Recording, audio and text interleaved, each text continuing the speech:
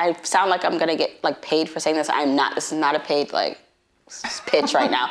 But seriously, I would not be where I am today, like with Journey to Launch and my brand and what I've accomplished without FinCon, I'd say. Like going to my first FinCon was amazing. So the energy level of meeting people who, yes, it's kind of like we're all talking about the same thing, but in different ways, was so encouraging and inspiring. I even went to your session my first year. So I'm like, wow, people are making millions of dollars on blogs, you know? Like, so it was so interesting, like, to see that this was a thing and that this was real and it could be possible. And I'm one of those people where all I need to see is one person doing it. And I'm like, I could do that. And so I think coming with that energy back home and a lot of connections, so the in-person conversations, and whereas like online it's hard to connect and to get a sense of someone. So I think I was able to like make those connections at my first FinCon, keep up with them, you know, for that year, you know, while I was working on my brand and on my business.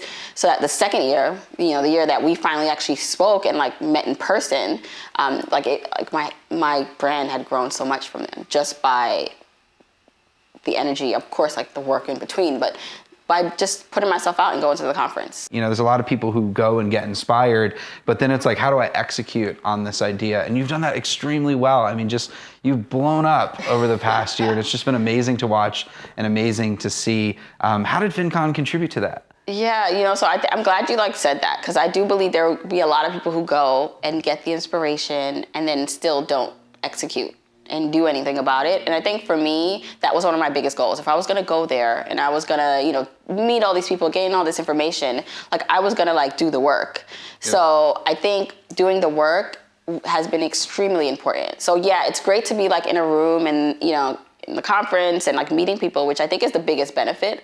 Like even like the sessions are great, but for me it's meeting the people.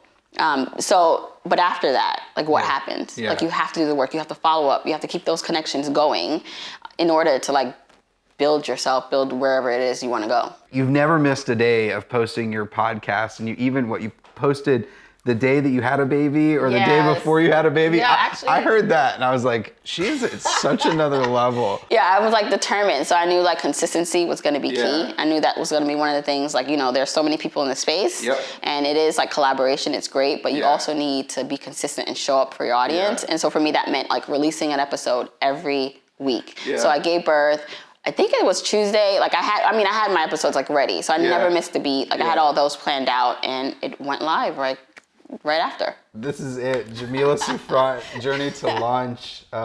See you at FinCon.